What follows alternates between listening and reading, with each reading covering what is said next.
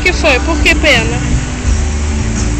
E aqui, quando eu vim aqui, tinha vários brinquedos pra criança brincar, só que agora tiraram.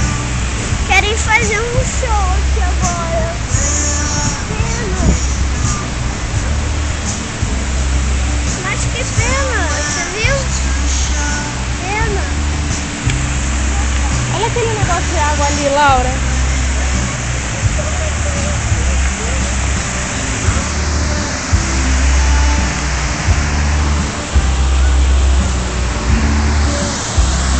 A gente está num lugar que chama Praça das Artes, que é tipo Praça das Artes. Aí eu pedi pra Laura pra gente descer aqui no metrô, pra gente conhecer. Mas é muita coisa pra dentro, assim, faz parte da cidade subterrânea. Então parece que é um acesso pra cinema, teatro, um monte de coisa. Mas isso aqui faz parte do centrão. Olha o Hyatt aí, ó. Tá um calor, mas um calor. O meu no metrô tava marcando 32 graus, mas a sensação aqui é de muito mais.